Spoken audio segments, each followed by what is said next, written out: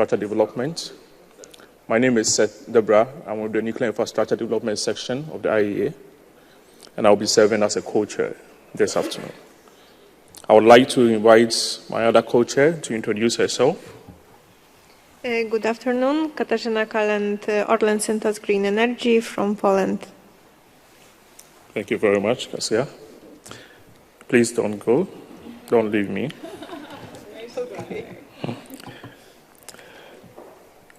And we would like to thank and appreciate the conference team for helping us facilitate this session. And during this session, we will be discussing implementation of nuclear power programs in member states.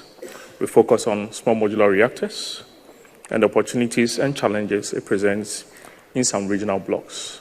And you'll be asking yourself, why is this important? We pick a lot of experiences from member states in developing the IEA tools, the mechanisms, and even some technical documents. So this session is very important. It kind of caps the track 14 that we've been discussing since morning.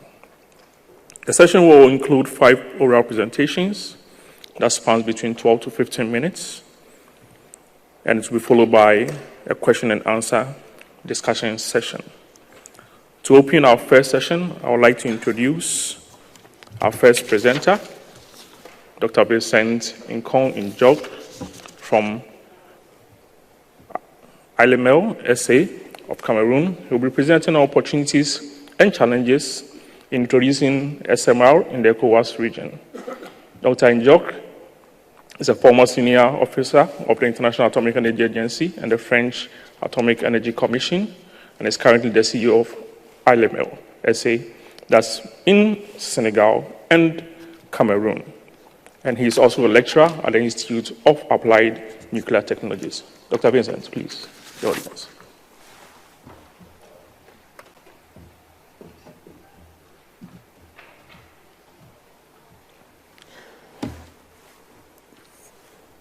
Thank you very much for this introduction. Effectively, I would like to introduce what is being done, or what could be done based on the vision of developing nuclear power in West Africa, where I will focus.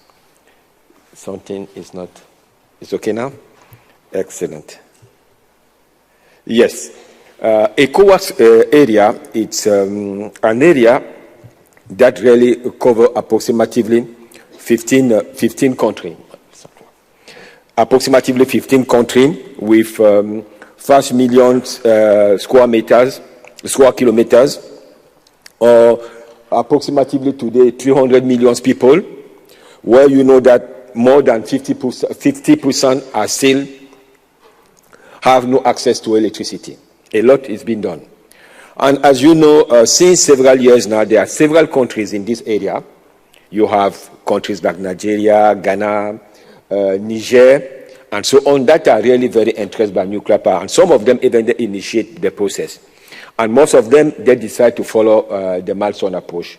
As you know, the spirit of the milestone approach that has been said here, looking for nuclear power plant is really the vision, helping nuclear power countries to identify the key consideration.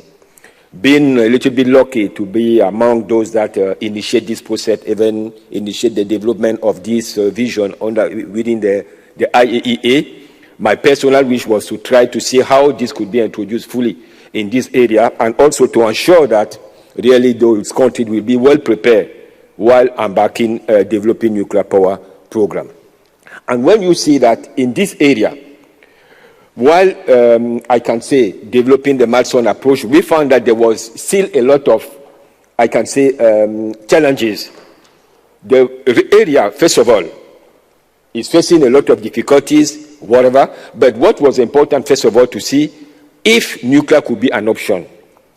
In 2030, this area will be approximately a population of 500 million people, 490 approximately. A GDP of approximately 870. That means that is not really very high. When you look also with regard to this region, you may find that I think that things are not progressing very well. And when you look in this area also, you may find that the electricity costs, the price of electricity is still very high. That means that this is really an area where a lot of investors today can find a lot of opportunity.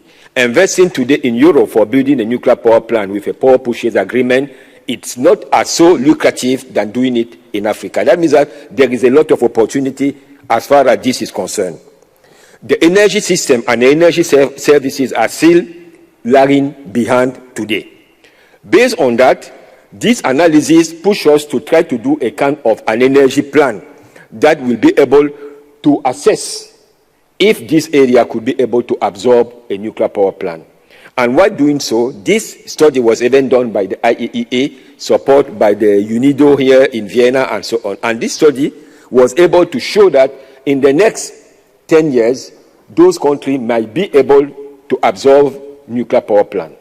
But by absorbing the nuclear power plant, we also find that there will be some difficulties with regard to the grid that is really very challenging. You see, low electricity access, high electricity costs, a lot of opportunity with regard to the investor, but at the same time, a lot of challenges while embarking on nuclear power using, I can say, the power plant, the normal power plant we are using today. I will go a little bit very fast with regard to the price of electricity that is very high, I already said. We will also be looking with the project increase GDP of those countries. We see that in 2030, those countries will be really already well advanced. And even though today, if you compare with regard to Korea, when Korea was embarking on nuclear power, you may find that those countries today, they can embark on nuclear power without any difficulties. But keeping in mind that their infrastructure is still lagging behind, it is where we find that SMR could be even a better opportunity than large-scale nuclear power plant today. I will go a little bit faster with regard to this. That is not really very, the increase in electricity access. When you see this energy plan shows that in 2030, the need of electricity will be so high. And when also you can see that we were able to identify that from 2030, 2035, nuclear power plant could be introduced. And especially, even if it is large-scale nuclear power plant, those could be introduced, taking into consideration that there is already what we call a West African power pool that will be able to provide electricity to several countries at the same time. You may know that some of those countries are still having very low, I can say, level of electricity consumption. After saying that nuclear could be an option and even opportunities in this area, it is important now to see what could be even the best opportunity while taking into consideration SMR. Effectively, SMR today, in terms of modularity, compatibility, and so on, could be really better integrated into the grid. We could also know that the investment costs, because most of those countries, they are still facing a lot of difficulties with regard to the investment costs. The investment costs and the integration of those power plants into the grid could be easier today. And based on that, we know that lower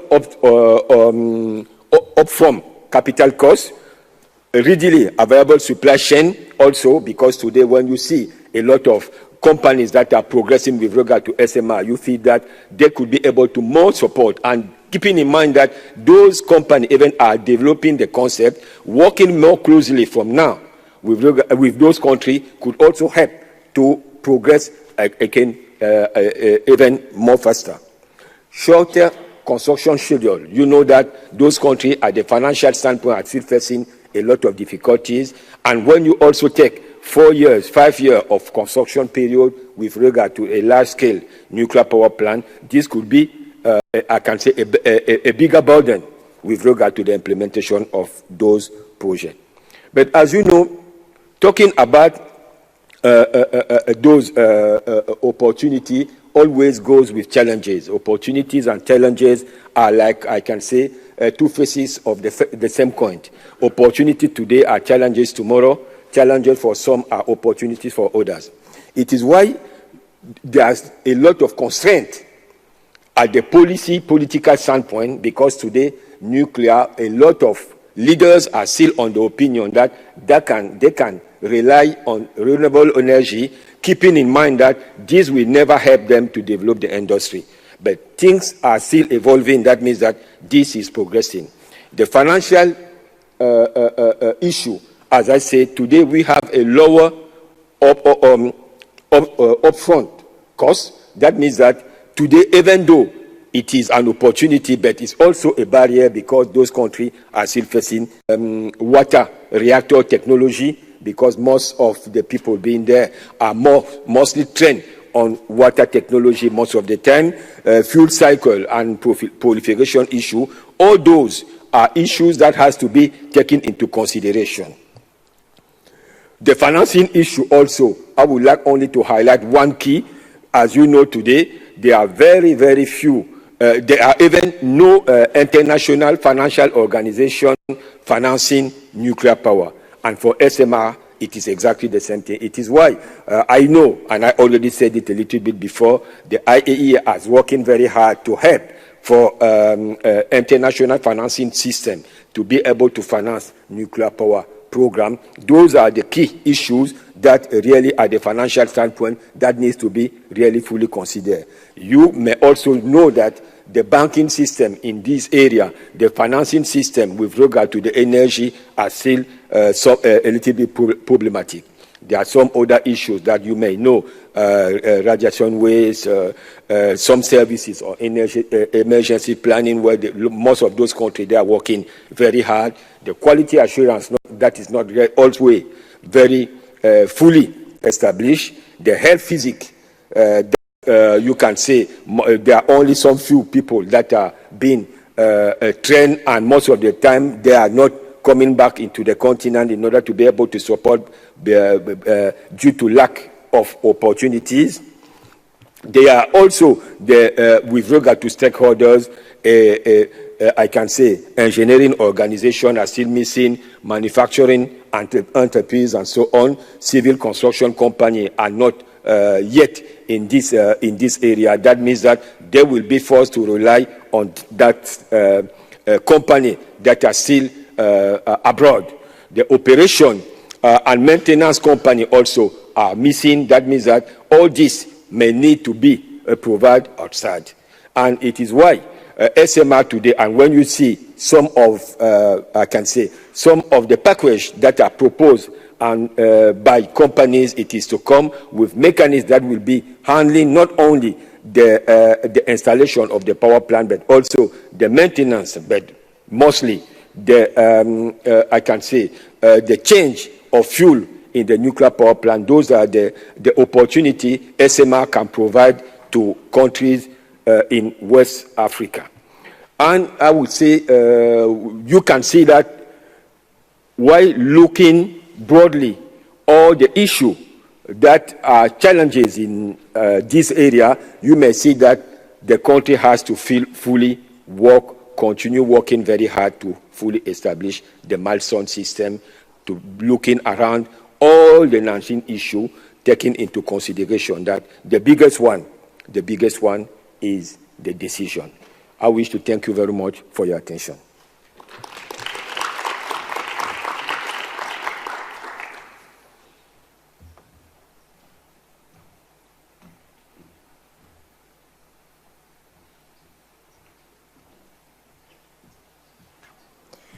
Thank you for your interesting presentation, Mr. Nkong. Our next speaker, Mr. Esa Obande from the Nigerian Atomic Energy Commission, will be presenting on considerations for the more viable option in the deployment of traditional nuclear power plants and/or small modular reactors for the West African sub-region. Mr. Obande, please.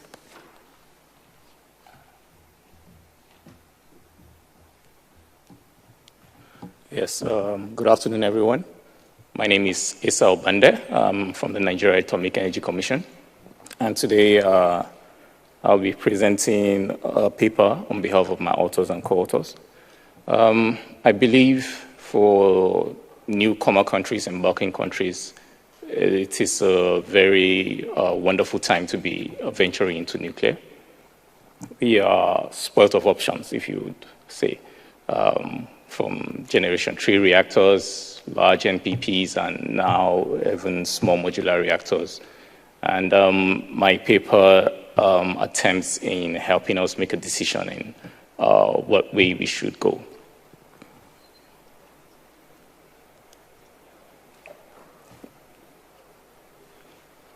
Yes. Yes. So this would be the outline of my presentation. We'll go briefly through a background. We'll dive in right into an empirical assessment of comparing an NPP and then an SMR. And then we'll discuss the results, the way forward, and then we'll conclude. It is without a doubt that socioeconomic development for any nation or region really hinges on energy supply. It's a necessity, it's a human right. And as of 2021, electricity penetration within the region stood at about 48%. And about 60% of that is relied on fossil fuels and biomass. And of course, this is not good for climate change and our future. And to that effect, the ECOWAS region developed a renewable energy policy as far back as 2013, with the aim to more scale more towards renewable sources of energy. And they had targets. By 2020, they aimed to have about 35% contribution by renewable sources. And by 2030, they intended for it to go as high as 48%. Recent data shows that as of 2023, they had achieved about 20% contribution, which is great, but there's still a lot of work to be done in that regard. And as we all know, when you talk about renewable sources, people go on solar and wind, which have their own disadvantages, such as huge land mass requirements and the energy density. And fortunately, nuclear as a solution is now being significantly looked towards. And more recently, SMRs are being considered. Now, my assessment is basically based on the 19 infrastructural issues, as my previous presenter even explained. It has proven to be very reliable for newcomer countries in defining their nuclear power programs. And we approach this by assigning weights to these infrastructural issues and then having a grading system whereby we grade each large NPP and SMRs as against each infrastructural issue. And then we end up with a score, and then we end up having quantifiable means of deciding which is the preferred choice. Now, the next 4 slides are basically a summary of this process, and I'll just try my best to pick 1 or 2 and discuss so as not to waste so much time. Taking, for instance, a national position, you do know that regardless of if an NPP is being decided upon or an SMR, the national position by establishing a promoting body and a regulatory body is absolutely necessary. If you consider funding and financing, for large NPPs, it's a huge problem, a problem that is always being discussed. The financial implications are huge.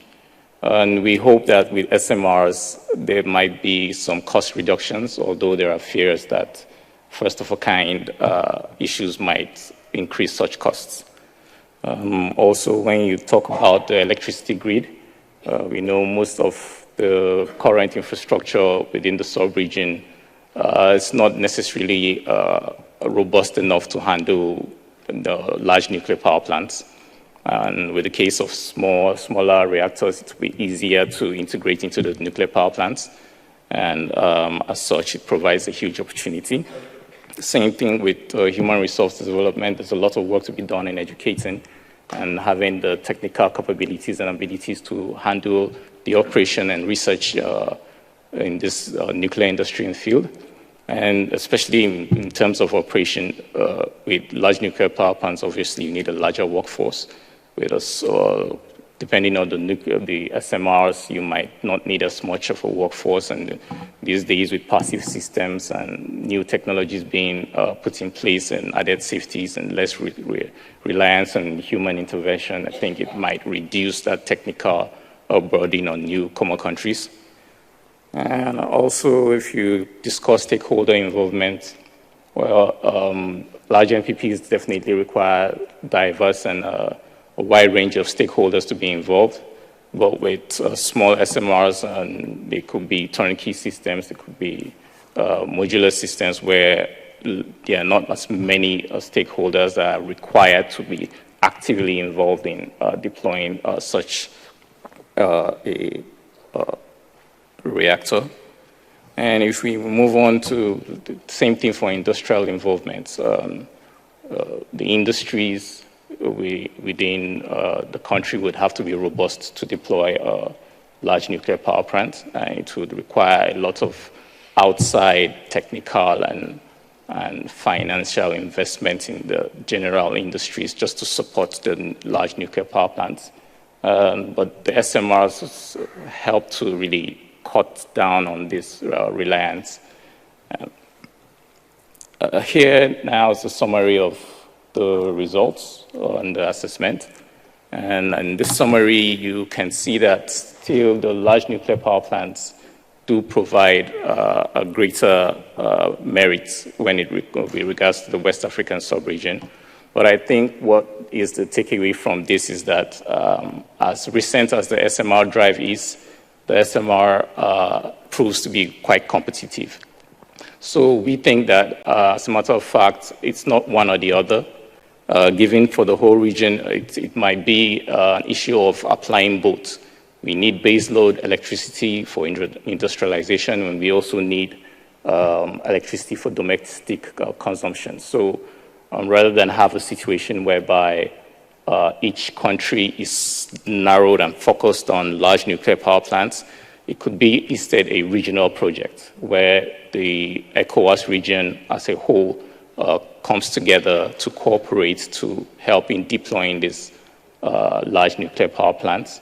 And here they can share the financial burdens, the technical burdens, things such as the grid requirements become a little bit more achievable and feasible within a reasonable amount of time. And then when you talk about SMRs, each individual nation can now focus on deploying whatever SMR technology they feel, which will be directed at the domestic consumption. We think that would be a very wonderful opportunity for the region to progress in the nuclear industry. Now, discussing the way forward. And obviously, we have to know the hindrances to the progress of and development of the nuclear industry within the region, mainly the lack of knowledge of nuclear and the scary image it has, and also political constraints. And I say political constraints in terms of time. Large nuclear power projects take a lot of time, and politicians have tenures which expire. So their interests are not really aligned per se, and it takes a lot of efforts for individual promoting organizations to convince each subsequent government to continue these programs without seeing, what will I say, results. So how do we surmount this challenge? Obviously, SMRs will play a huge role in giving quicker construction times, quicker impact to the nations. And we also think that a coordinated practical advocacy for the non-power sector would be significant in convincing people on the advantages of nuclear technology in general. Applications in medicine, agriculture, disease control, education, there's a whole host of opportunities that are available for countries within the sub-region.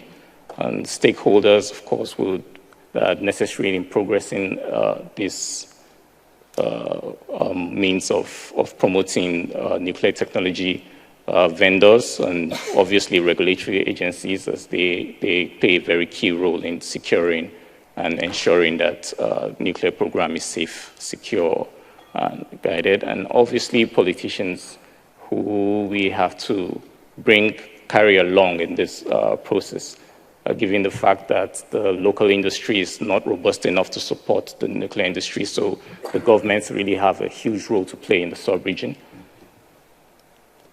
And to conclude, I'd just like to reiterate the importance of applying both the nuclear power, large nuclear reactors and SMRs at the same time for the region, and also the importance of coordinated practical advocacy in scaling up the peaceful uses of nuclear within the region. Thank you all for your attention. Appreciate it.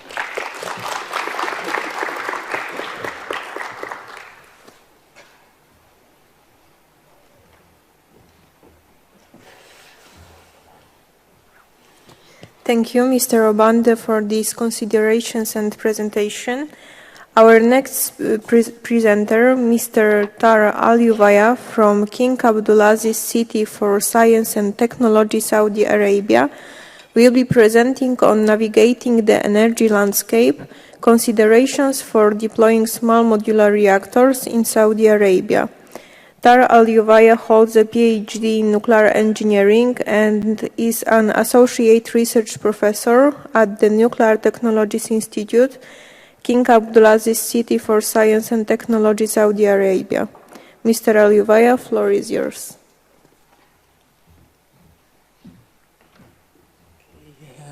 Thank you so much for the introduction.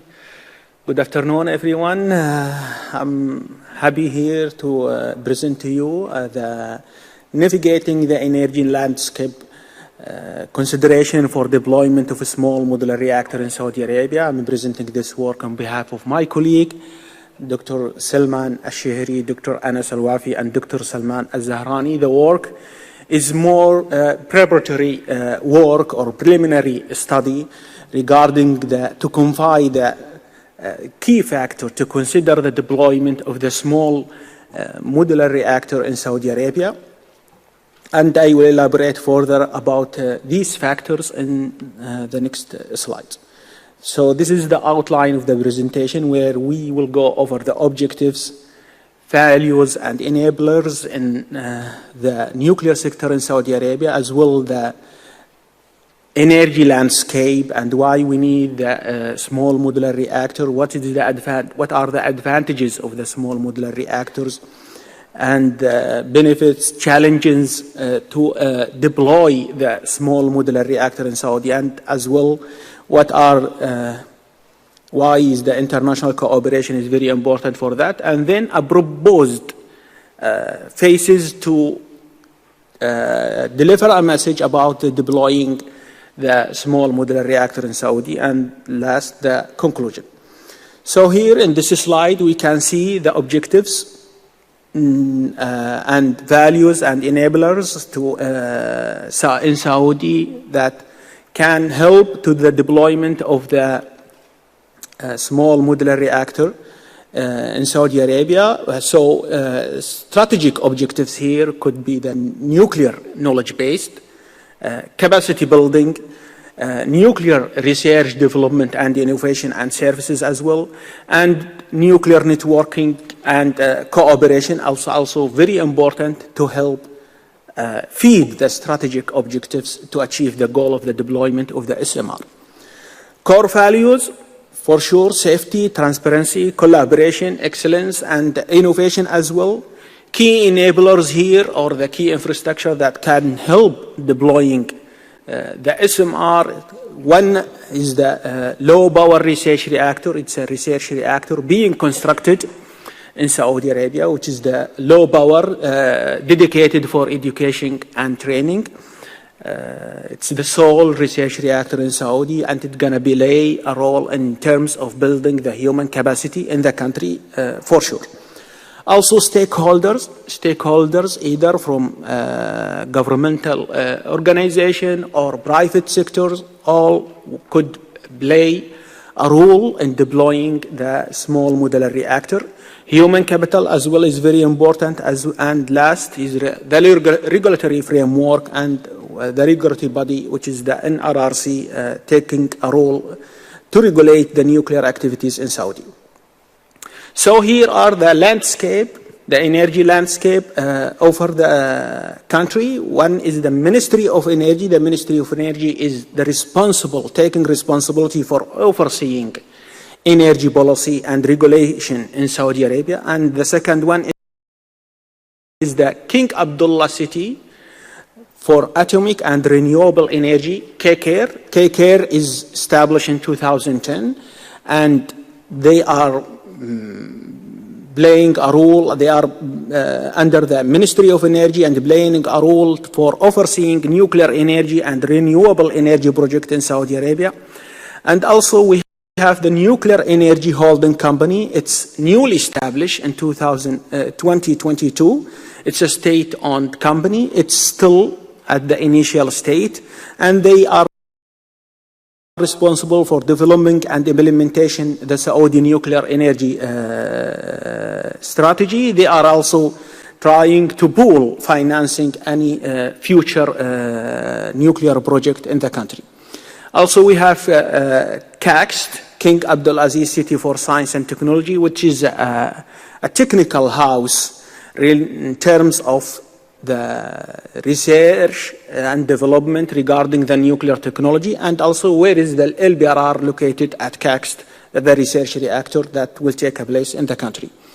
Also, we have the regulatory body, the NRRC, Nuclear and Radiological Regulatory Commission, that also taking or acting as a regulatory body in the country, and also will play an important role in order to embark the SMR or any other types of reactor, but here more about the SMR. Also, international cooperation is very important with member state, developing countries, or the agency. It's gonna be it's gonna help a country like a newcomer like Saudi Arabia to embark the nuclear technology for sure.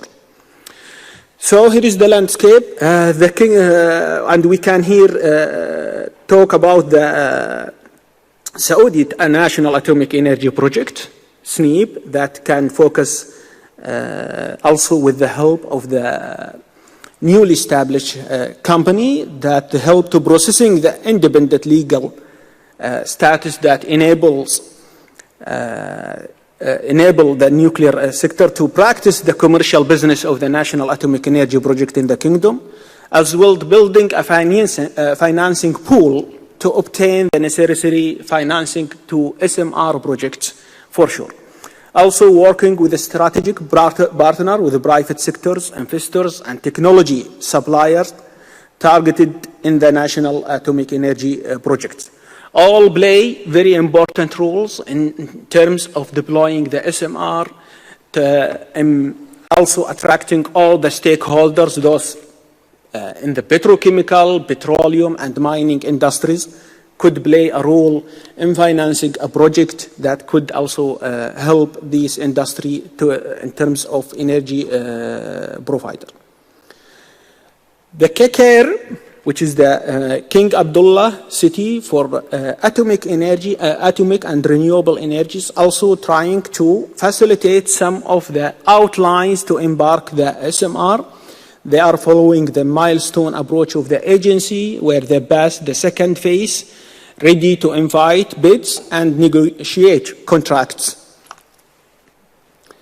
So why SMR? This may be very obvious for all, but as you may know, we have large industries where we have refineries, petrochemical plants, and mining, and the SMR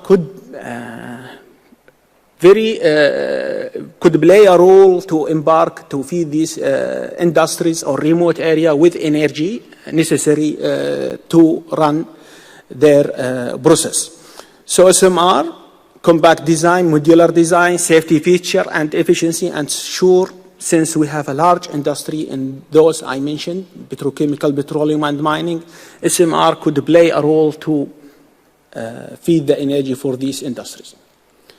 So economic advantage, low capital cost regarding the SMR, short construction time, flexibility in meeting varying energy demands with the variation of these industries I mentioned.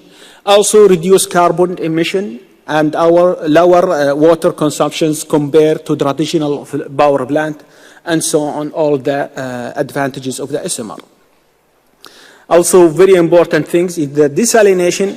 SMR can help for desalination purposes, electricity production, hydrogen production, and environmental impact. So here in this slide, we can gather all the players that can play a role in terms of deploying the small modular reactor, the technical support where we have CACs, universities, research centers, and owner and operator, the new established company. Regulator, we have the regulator body. Also, we have the enabler, like the Saudi National Atomic Energy Project, to facilitate the deployment of the small modular reactor. Challenges, for sure there are challenges to embark and deploy the small modular reactor. Regulatory and licensing, it's very important. As I learned again from this conference that all the regulations and requirements should be in place before embarking or deploying the small modular reactor in terms of technological aspects. Economic consideration is also very important. High initial cost for development and deployment, and also building the human capacity, or all play a roles in deploying the SMR. Also attracting investment in nuclear technology from either private sectors and pooling the financing from all financial supporters that can support these projects. Technical and infrastructure challenges also very important. Develop skilled human capacity resources to operate and maintain SMR, building the required supply chain and also infrastructure for SMR constructions, integrating SMR into Saudi Arabia energy grid or any other remote area. Public acceptance is also very important, and to outreach the public and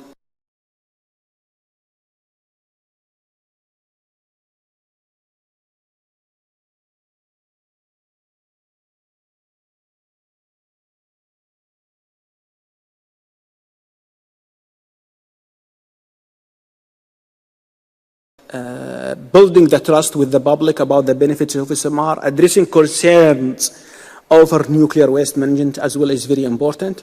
Also, energy strategic objectives is very important. The SMR with the Vision 2030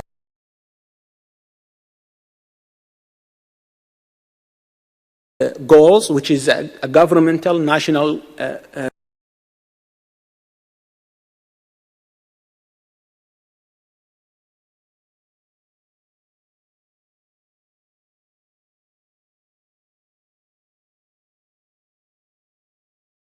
vision, also balancing the renewable energy expansion.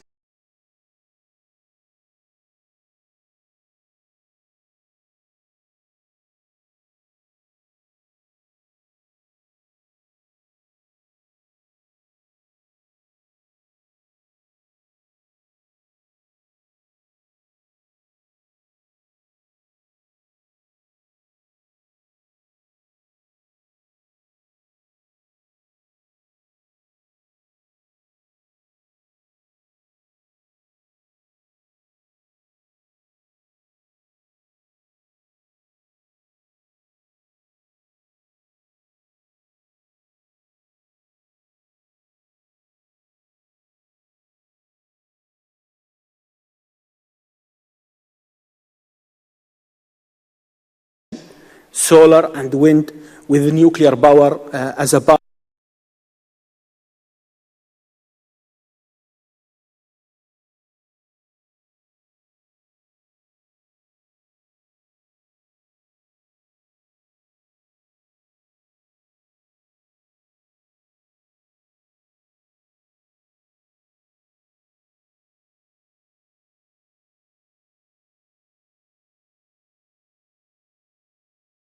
for a sustainable energy mixture.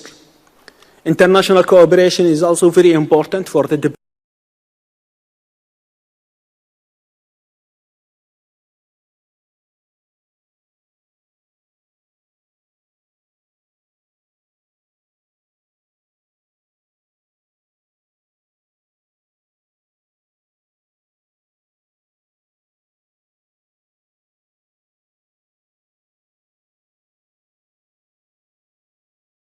deployment of the SMR, collaboration with the agency, Saudi Arabia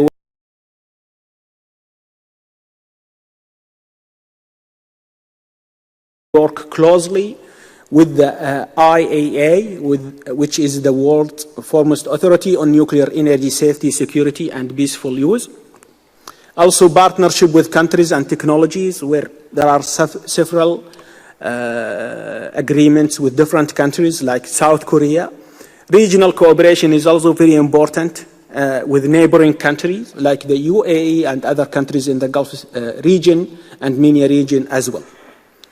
So proposed plan by the authors. The author here, as I explained in the beginning, said just a preparatory work, preliminary study that these phases could be adopted to implement or take or move the wheel on deploying the small modular reactor. One is the preparatory stage, conduct a comprehensive assessment of energy need, existing infrastructure and frameworks, and public acceptance to determine the feasibility of SMR adoption. Also, foundation establishment is very important, conducting a thorough assessment of its existing capabilities, infrastructure, and regulatory frameworks to identify gap and requirements for SMR deployment.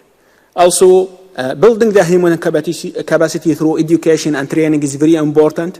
Last one is the research, development, and establishing partnership with developed countries who already have taken a long journey, and the nuclear technology is very important.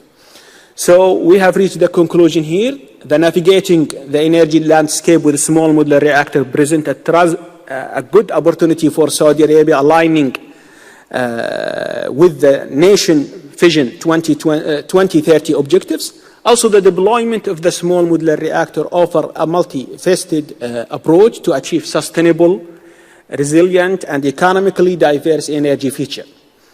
These attributes make SMR particularly well suited for Saudi Arabia. As I explained in the beginning, we have different remote areas that require, let us say, low energy capacity than the electricity grid.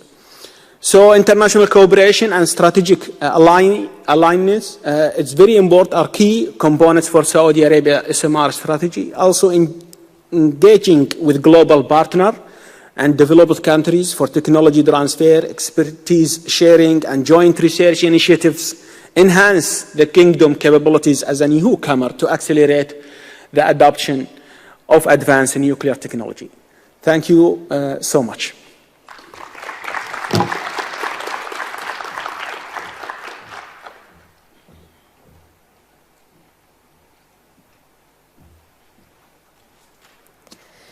Mr. Alivaya, thank you for the insight into the Saudi Arabia's program. Our next speaker, Mr. Mark Amoniazapo of the Ghana Atomic Energy Commission, will be presenting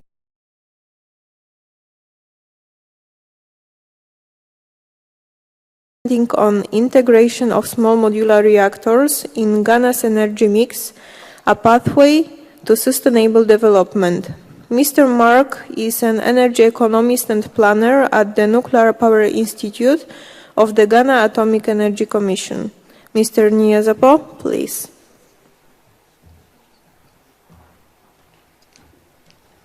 Thank you very much. So, Makama Nyasapo is my name, and I'm presenting on behalf of my colleague, who should have been here to do this. So, basically, it's about the integration of small modular reactors in Ghana's energy mix, and what's the path toward the sustainable development goals.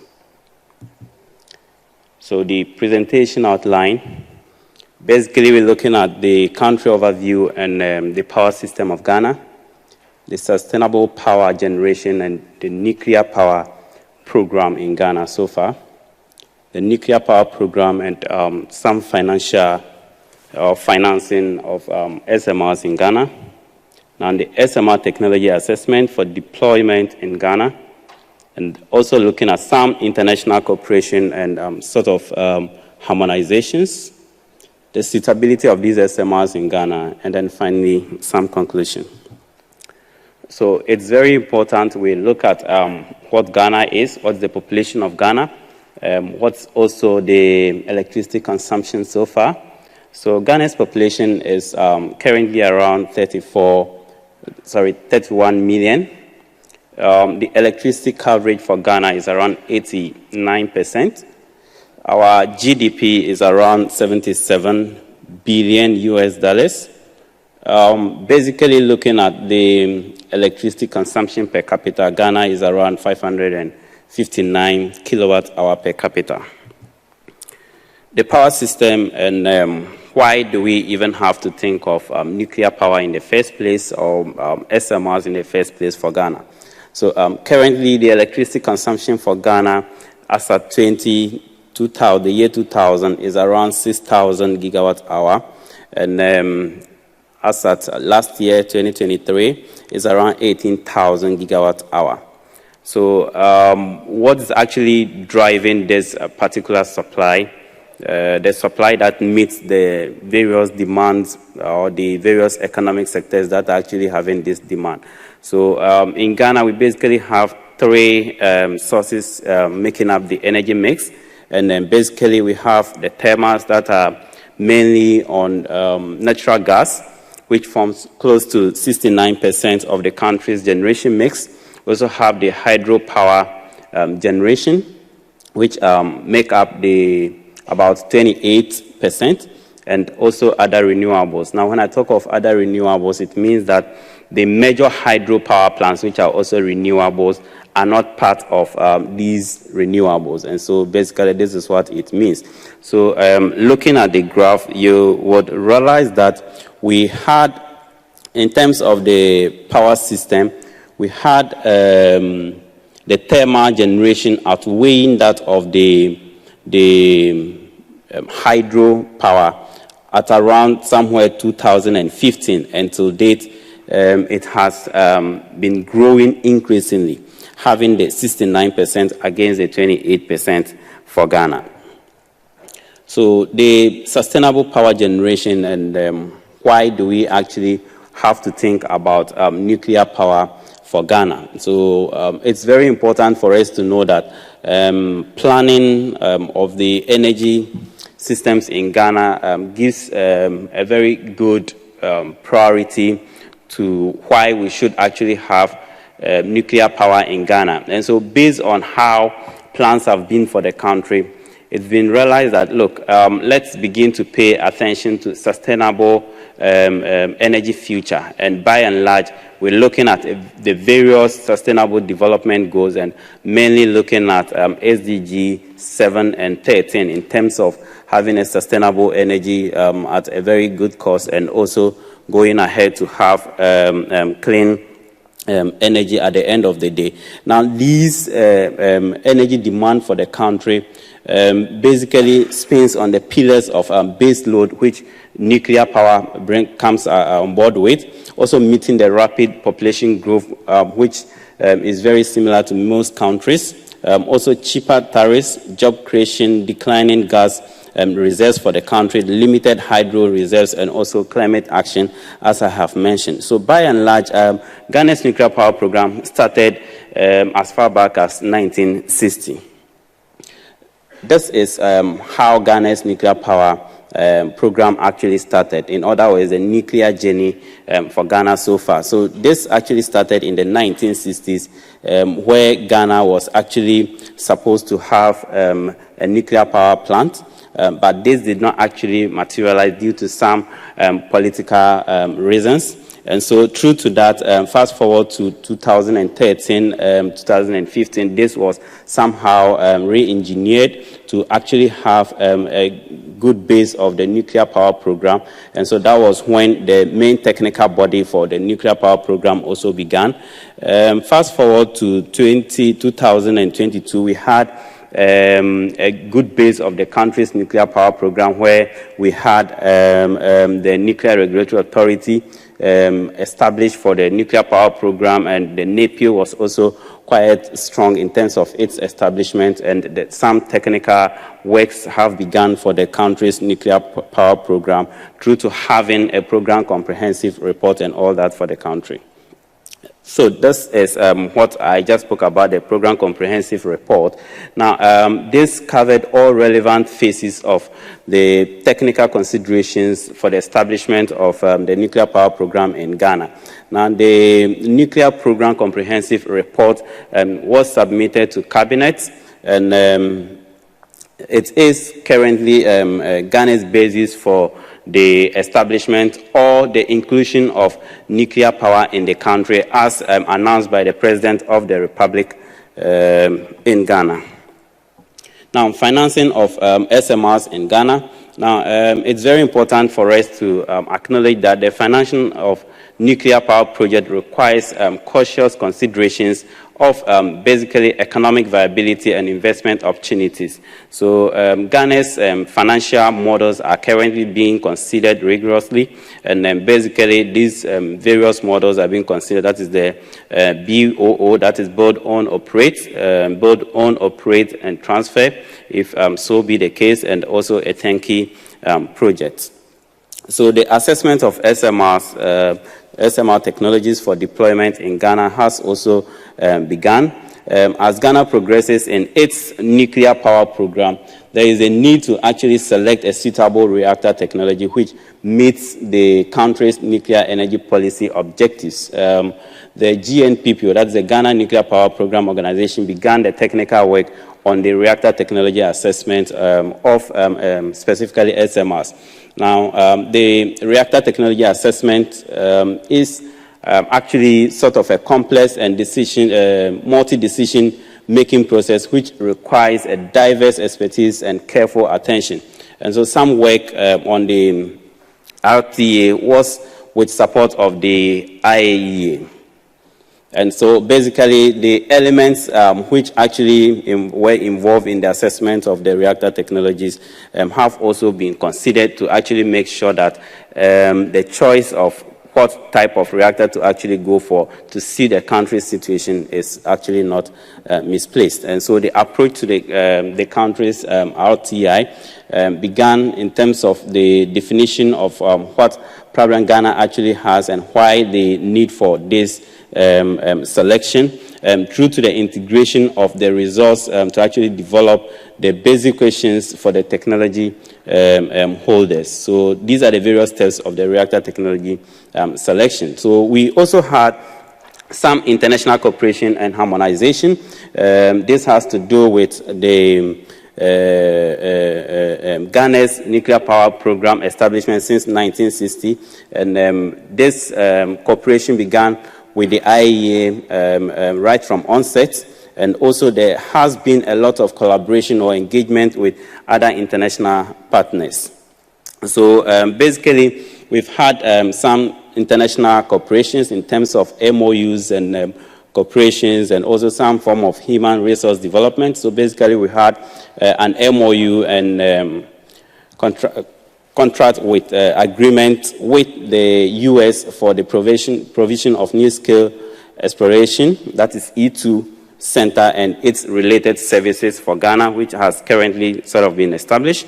We also had a cooperation and framework agreement signed with China Nuclear Corporation Overseas Limited for the construction of HPR 1000 technology nuclear power project. Now, there is also some form of human resource development in terms of training of young professionals in countries with advanced nuclear power program. These countries include China, US, Russia, and South Korea.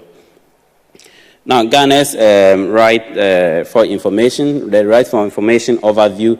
The Ministry of Energy actually initiated a right for information process, of which our 6 vendor countries were actually reached out of which we had about 9 large reactors and 6 SMRs that were actually proposed. And key insights from this RFI include the diversity in the nuclear power technology, also the introduction of business and financial models, and also some preliminary vendor engagements were also derived at the end of the day.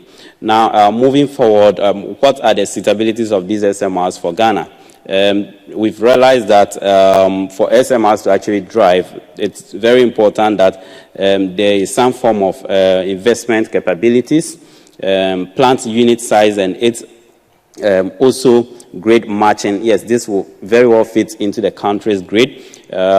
Now, these SMRs also are such that they actually meet the remote location considerations that Ghana actually considered, and also a cogeneration capabilities in terms of seawater desalination, electricity supply, and all that be for the country. Also had the improved construction schedule for Ghana. And so basically the conclusion has to do with the study of Ghana's energy system shows that including SMRs into its energy generation is quite achievable for Ghana. And so Ghana is leveraging strategic cooperation with institutions and countries with developed nuclear power program in its nuclear power program development. And so by and large, this actually hints on the sustainable development goals that include clean water and sanitation, affordable clean energy. We also have industry, innovation, and infrastructure. And at the end of the day, most pivotal is climate action for Ghana. So these things are actually needed, and by and large, the introduction of SMRs into Ghana's energy mix come to actually fulfill the sustainable development goals and having to get a sustainable energy future for Ghana. Thank you.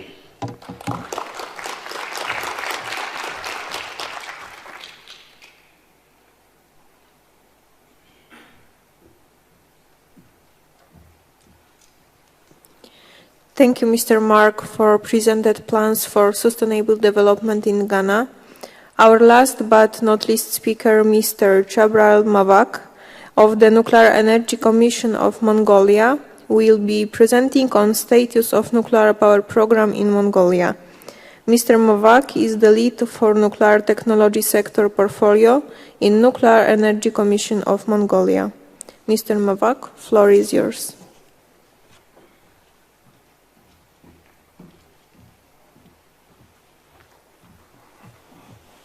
Good afternoon, everyone. So I am pleased to be here to make presentation on our nuclear power program in our country. So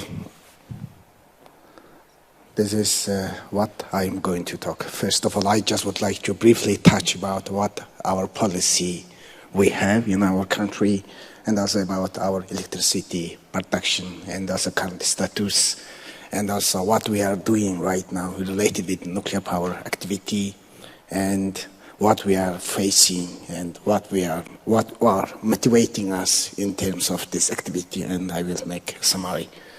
So first of all, Mongolia is sandwiched by Russia and China, and it's the most sparsely populated country in the world. And we are a small country, and our population is just 3.5 million, and about 60% of population living in the capital city.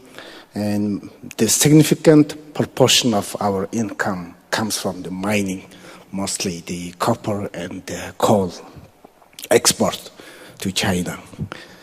In terms of the nuclear power, we don't have any nuclear facility, and we don't have research reactor, and don't have nuclear material, but we do have some uranium reserve in our country. So as other countries like new members, newcomer countries, we are interested in nuclear power sources in our country. So this is you can see what we have in our country in terms of the state policy and government action plan. So we had a new government this June, and according to our new government, they reflected nuclear power activity in action plan for 2024 to 2028. So according to the government wants to implement 14 mega projects. One of them is about nuclear field, which is about exploitation of uranium production and also start basic studies in nuclear power plant. So, of course, we do have the nuclear energy law and also the policy, and also we are obliged to join a number of the international conventions.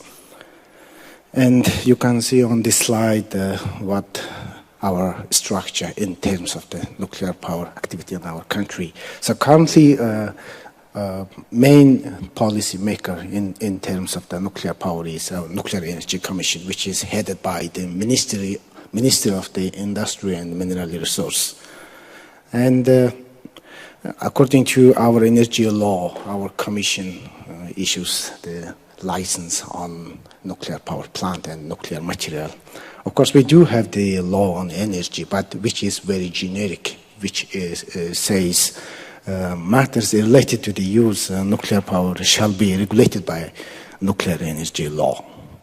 But in nuclear energy law, actually, there are not specific provisions and articles are stated in nuclear energy law. So if we introduce the nuclear power, we should have another specific nuclear power related legislation. Now I move to what is our electricity system in our country. So our installed capacity is about just 1.5 gigawatt. And most of the electricity comes from the coal-fired power stations, about 81%.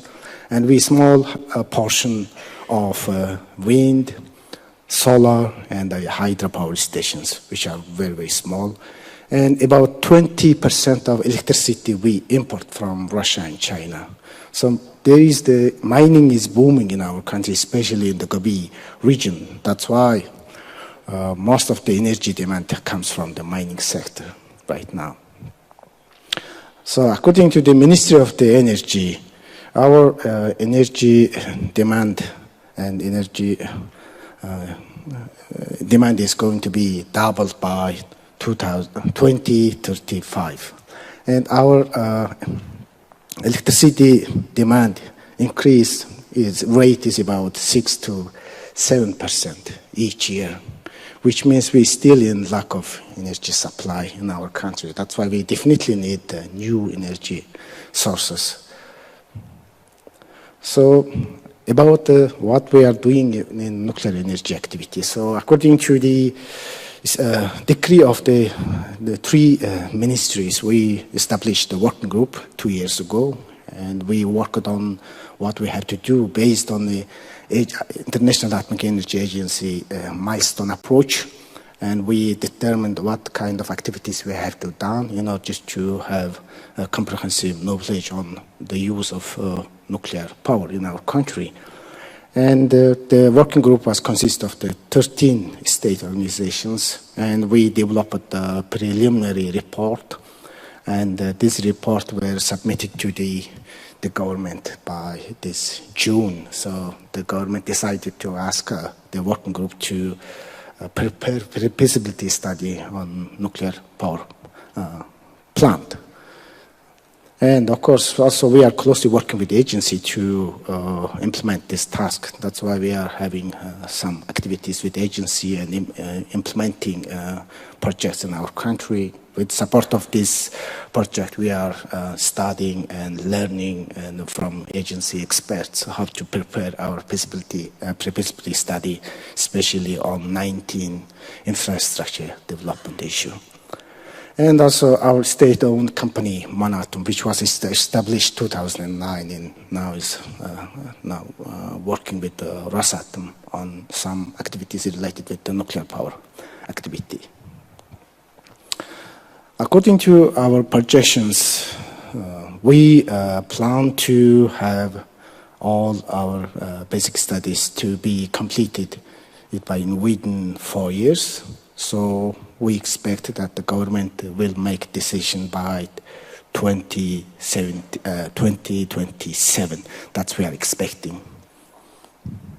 And now I just would like to briefly touch what are our driving forces. Of course, the worldwide initiatives for carbon-free energy sources are, of course, big motivator for us. And also, because we're still in lack of energy, that's why we would like to ensure our energy security.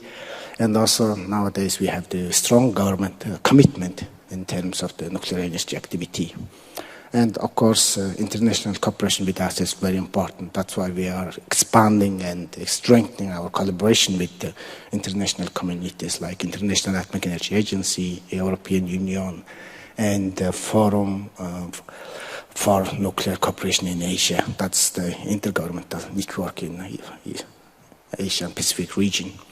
And also we do have, of course, a number of the difficulties which are starting from our inadequate knowledge and experience in nuclear power plant activity. And also funding and financing is, of course, a difficult issue for newcomer countries and also for developing countries. And as we talk about SMR, which are still in development stage, therefore, according to our legislations, we should have the proven SMR technology in order to deploy any nuclear power plant in our country. That's one of the difficult issues for us. And plus, of course, public perception is this is one of the high priority in our country. We have to educate our people what is nuclear, what is advantage, what is disadvantage of deploying a nuclear power plant in our country. That's why we have to work on these topics very well. So I just mentioned what we have done and what we are doing is now we are preparing our pre-feasibility study, and of course, in order to implement this activity, we are plan to form NEPIO, Nuclear Energy Program Implementation Organization, with our stakeholders, and we finish all this related and necessary studies, and then we have to prepare our feasibility study and also comprehensive report. And then we will accept the expert missions and also technical missions from the agency. That's what we are planning to do in the near future. And finally, this is a summary. Mongolia have the policy and strong government commitment, and we are still in lack of energy in terms of the energy security, and nuclear power could be one of the energy sources in our country based on its applications, because, as I said, Mongolia has a lot of mines, and SMR could be one of the application to be used in the mining sector. And of course, also, except that we would like to have the heating system, especially to our industry, plus district heating, and also electrifying the cities. That's we would like to utilize nuclear power plant, especially SMR, because of our electricity capacity and electricity grid. Thank you very much for your kind attention.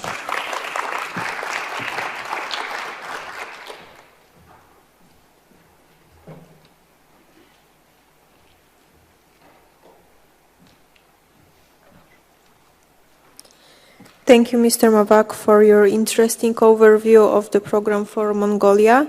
And thank you so much, all presenters, for impressive presentations. Now we have over 15 minutes for Q&A session.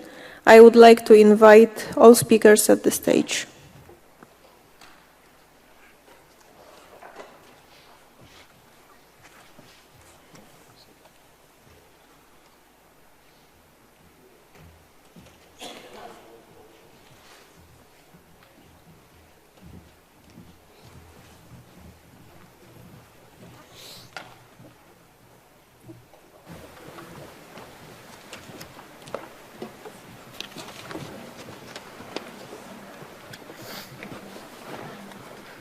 Thank you very much, everybody, for sticking around.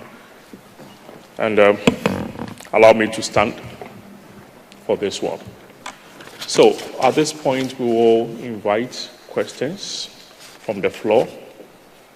if anybody has a question, we will invite that question from the floor. If possible, let me start, if there's no question. Okay, please. No.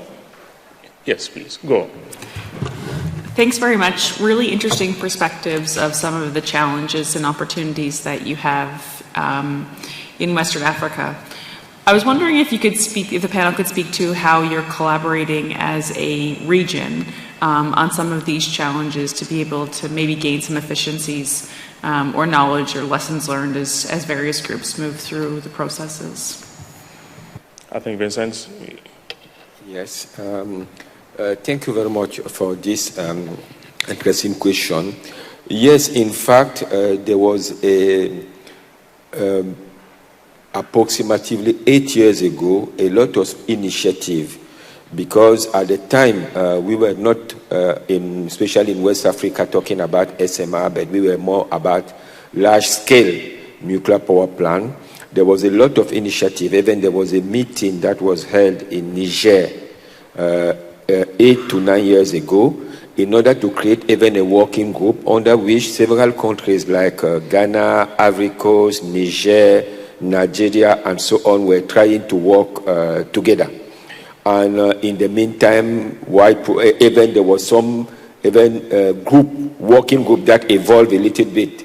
Even the Afranes, it is what they call the Afranes in Africa. The Afra is the African framework in terms of science and technology, especially nuclear, that is created under a mechanism coordinated by the IAEA. But the Afranes was a little bit like in parallel with this initiative involving only nuclear infrastructure organization named NAPIO by the IAEA. And in the meantime, this event evolved under the AFRA right now. The view was then to try to see how those countries could work on common nuclear power program. Especially Niger was really in the forefront with regard to that, keeping in mind that they were not able to absorb such a power plant, 1,400, 1,200 megawatt.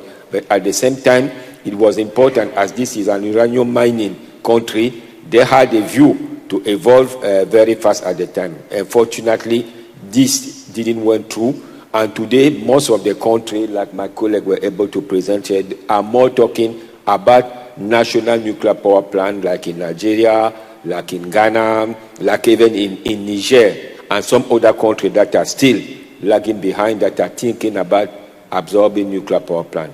And with the latest development of SMR, those countries now are a little bit more and more interested in pushing the IAEA in order really to be in the group and to begin building the required nuclear power infrastructure. Thank you very much, Vincent. Any other question? Let me go to Mr. Mavak, because you mentioned an issue of government commitment. And I want to know, there's a challenge in your country. It's not just a challenge in your country, but many newcomer countries that we've seen. How are you maintaining government interest, not just government, but the political interest going forward to make sure that the program is successful? Mr. Mavak. Thank you. I think that's the most difficult part, because each government changes maybe every 4 years in our country according to our legislations. Therefore, we have to inform and disseminate our activity and also needs. We have to usually start from scratch in almost each government, starting from the bottom, what is nuclear power plant, why it is needed, and what is worldwide trend, what we have to do. And of course, this is in political level, it's difficult to make our commitment, but in technical and professional level, it works. Okay. Thank you very much for that, taking that question. Any other question from the floor? Yes, please. Hi. Kindly go ahead. Yes. Thank you very much for your very interesting presentation. I would like to ask a question to our colleague in Saudi Arabia to know if you can elaborate a little bit more about the program in relation to Vision 2030, in relation to nuclear, and especially how the regulatory authority, NRC, that you mentioned, is looking for this program on nuclear safety in Saudi Arabia. And my name is Enrico Mainardi. I work in the Italian Safety Authority. Okay, thank you so much for the question. The Vision 2030 is a governmental vision. It's a social and economical vision for the country, okay, to drive the progress among the country and to direct all the projects and activities, the development activities among the country. Regarding the economic and the energy, one of the goals among the Vision 2030 is to diversify, okay, the energy mixture among the country and reduce the reliance on the oil or fossil fuel, exactly, okay? So this is the vision now, it drives all the entities in order to help the diversification of the energy mixtures. The NRC is taking role, for sure, as a regulatory body to oversee all the nuclear activities, reviewing the documents and so on, as I explained in the presentation about the low power research reactor, the sole research reactor that being constructed now in Saudi Arabia.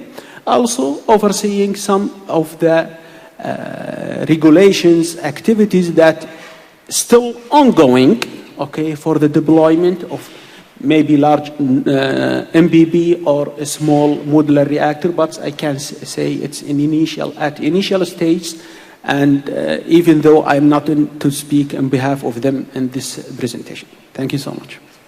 Thank you very much. Please. Well, thank you very much, Kamal with Morocco. Certainly, my question will be directed to you from Saudi Arabia. It's for the plan to have these SMRs. Are you the majority or the output of these SMRs would be used for nuclear desalination or for what? And if yes, water desalination, what would be, according to your plans, the capacity, you know, of seawater desalination that you're aiming at? Okay, thank you so much for the questions. Yes. The plan, as I explained in the beginning, regarding the energy policy and those outlines, the goals, okay, will be directed from the Ministry of Energy and their arms, which is KCARE, King Abdullah, for atomic energy and renewable, okay, and either to deploy MBB or small modular reactor. KCARE had a cooperation, okay, with South Korea regarding the smart reactor, okay, either for building the human capacity, gaining the knowledge and building the experience among their staff and so on. So it's still the decision on either applying the MBB or the SMR to target the needs of the country. And of course, number one, it will be desalinations. This is very important to the country. It is still ongoing, but still not final yet.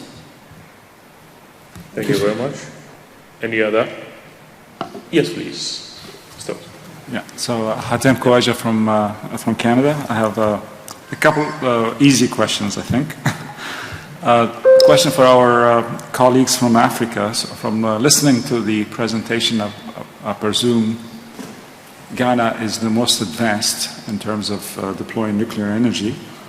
So the question for my Ghana colleague, do you have an estimated date for when Ghana will announce what technology has chosen? But feel free if you don't want to answer that.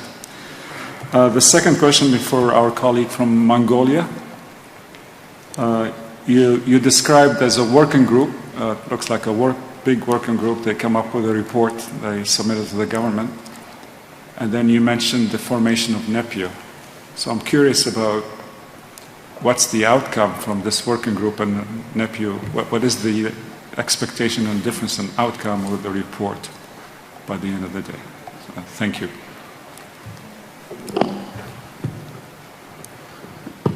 Okay, thank you very much. You wanted to know the timeline for Ghana's nuclear power deployment. So I think that was not in this particular slide, but it's estimated that by 2029, 2030, Ghana should have its first nuclear power plant. And so considering how long it would take for first of a country in Africa or within the West African sub-region like Ghana to have its first nuclear power plant, if it's a traditional or a conventional power plant, this might take quite some time. And so why don't we also look at some form of SMR? And so that is why this particular study is actually also looking at the country also begin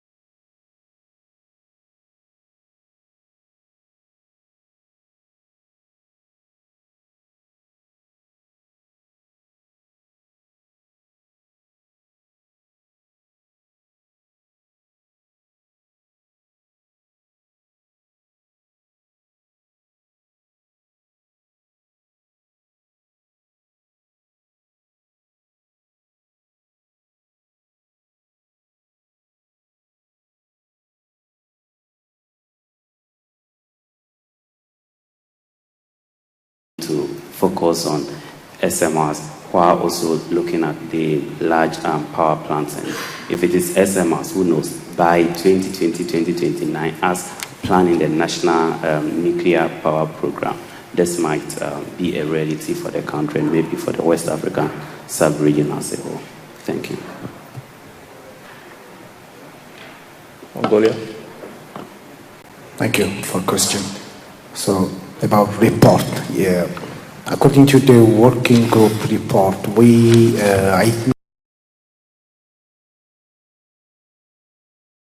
identify a number of some issues we have to address. The first one is we actually studied all key documents from agencies' infrastructure development based on milestone approach.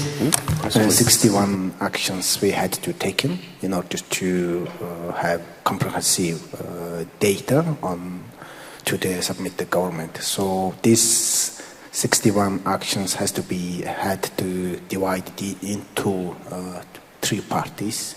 First one was to conduct ourselves within our allocated budget. Second one was to attract additional, maybe secure additional funding from the government to outsourcing some activities. And third part was to work with the agency, especially having agency missions in our country to review what we had done, and of course also had to obtain some expertise, especially emergency preparedness and also waste management, spent fuel, and so on. This kind of activities we had to conduct with the support of agency. That was our observations and maybe key topics. And also report highlighted to establish the NEPIO and also develop a feasibility study based on all basic research activities. So nowadays we don't have NEPO yet. That's why we are plan to form the NEPIO. This working group is just the basic working group to just study what kind of activity we have to have, just to embrace and embark on nuclear power plant based on agency milestone approach. Thank you. Thank you very much, Mongolia. Maybe just a last question to Obande. It's not usual, giving weighting factors to the infrastructure issues, the 19 infrastructure issues as you did. So what informed it? And we realized that you have for management a very low score for the SMR or the SMR technology. Can you just explain quickly how you came about that and the basis for that. Okay. With regards to management, the rationale behind the low score we gave was that SMRs are a new technology. They are varied in their applications, so many different options, so many different what would I say, technology and approaches. And so we thought, look, if any management procedures are supposed to be implemented, it would, how do I put it? It would, there are so many other issues that would have to be taken care of before the management is taken into consideration. And as such, we decided that it's not as significant as the rest of them. Okay. Thank you. Thank you very much, Obandi. Vincent, want to add a quick one, just about 30 seconds. Yes, I would like to add something, not speaking on behalf of Ghana, because they are here, that means that they can speak better than me about this issue. But I would like to say that, first of all, Ghana is a big country today that can absorb a nuclear power plant. But there is also a lot of advantage because, you know, with regard to big power plant today, you have the West African power pool that is really growing, and things could evolve so that they can absorb a large-scale power plant. But with regard to a country like Ghana having a big city like Accra, Kumasi, and so on, the modularity of SMR could be very useful, keeping in mind that this country has different type and different means of electricity production. A lot of hydro, solar is there, thermal is there, and so on and so forth. And they have also, I can say, a coastal area, having, and it's also a nuclear country for a long time. You know, this country is operating a research reactor since several years now, even more than several decades now, operating a research reactor, a lot of experience, a lot of nuclear engineers, and so on. I think that those people, and the Ghana Atomic Energy Commission is really one of the well-established nuclear institution in Africa, especially in West African area. That means that those people today, they have the necessary competencies to be able to work in partnership with a country that are manufacturing those nuclear power plants so that they can progress. And it's easier in our unstable grid today that are also very tiny, they are not really very to absorb a SMR than to absorb a bigger nuclear power plant. Thank you. Thank you very much, Vincent, and really appreciate the time and the efforts, the insights you've given us. So today, this session has provided a good brief of the economic bloc, and specific countries within the newcomer region that we have. But there is something very significant that has happened, or I picked up today. As co-chairs, we pick these things, and this is what we hear. And this confirms what is being done within the nuclear infrastructure development section of the IEA. That even with a small modular reactor project, there is a need to still establish the key organizations. It doesn't make it not nuclear, it's still a nuclear power plant. Either small or large, the political will is key, and you could hear that from Mongolia. Even though they have the technical will is there, they still need the political will to push through an SMR. And the milestones approach, and this I picked from Vincent, milestone approach is reliable for newcomer countries in running their nuclear power programs. It's reliable, the milestones approach. The role of the Ministry of Energy cannot be discounted, even for an SMR, no matter how small it is. It can be a micro-reactor, but the role of the ministry is key. And there's also a need to consider the milestone approach in developing their projects or newcomer projects. Similar challenges have been identified as in large MPPs. Even though it's a small modular reactor, you still need the public acceptance. It needs to be done. International partnership is key in having a success for a nuclear power program. So with this, we would like to thank the co-chair, Cassia, for your time. Thank the presenters for their time. Thank the organizers of this conference for the effort put in. And thank you very much. Have a good evening. Ciao.